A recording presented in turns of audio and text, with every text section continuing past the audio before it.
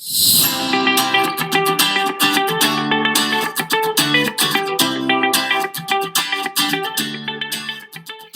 Smith and Valley, this is Mr. Black. In this video today, I am going to take a few minutes to go over with you the expectations for your daily journal.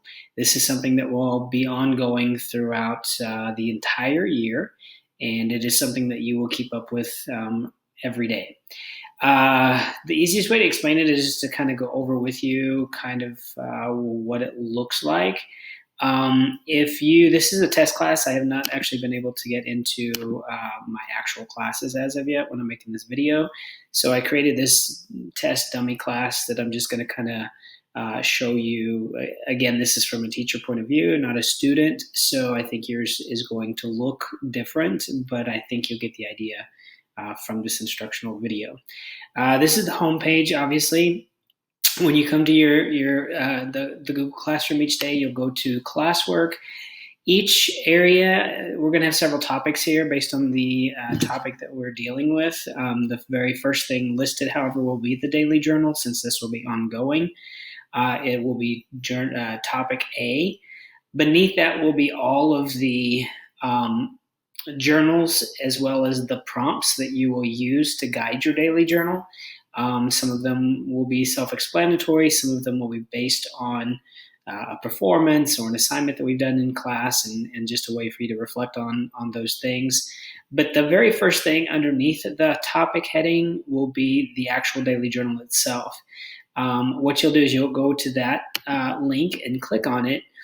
The directions are here, but what you'll need to do is to click on View Assignment. And though it's not going to show you anything in this one because, again, your screen is going to look different than mine. But basically what you're going to do is when you click on that assignment,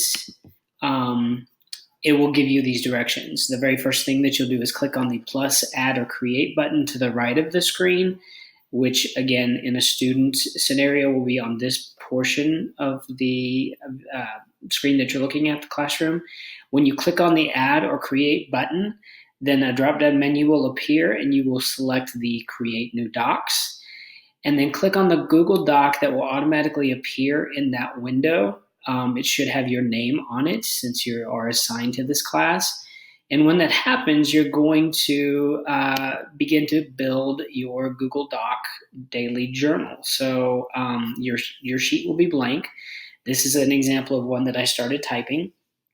The first thing that you'll do is put a header at the top, a heading. I centered it and bolded it, which I prefer that you do. It just makes it look, a little more presentable. I labeled this daily journal for, in this example, Theater Arts 2. Name below that, followed by the period that you are in. That will become the header that stays on this document all the time. Then you'll just return a couple of times and start your journaling. The first thing that you want to do is you put the date. August 27th, which is a Thursday, is the latest entry that I put. So I put that there and I bolded it. I prefer that you bold it. Again, we're looking for presentable. If I wanted to find a specific date of an entry that you made, or you wanted to refer back to it, that's an easy way to go back and locate it. The first thing that I ask for all of my students to do is to do what we call a check-in, 3 words, just one word each, 3 single words, of how you're feeling that day. What's going on with you? Maybe you're excited about something. Maybe you're sad. Maybe you're depressed or tired or frustrated or hungry, or whatever the case is. 3 descriptive words that describe your mood for this day. Those are usually placed right below the date. And space them out. I just hit tab between each one so that they're spaced apart, so I can look at that and immediately know, on this day, James was feeling bored, tired, and frustrated.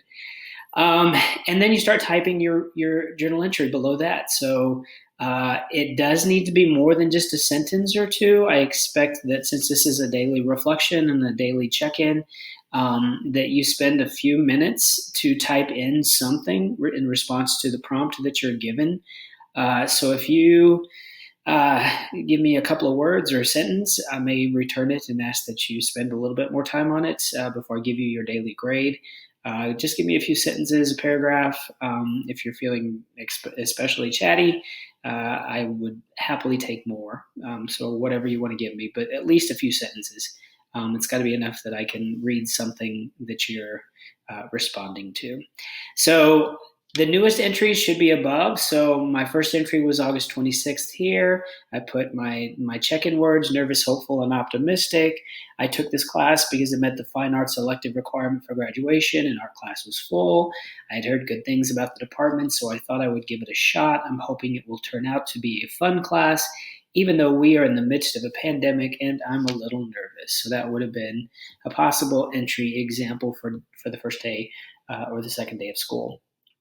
And then, so I returned the next entry. The next day was above, so I placed it above that.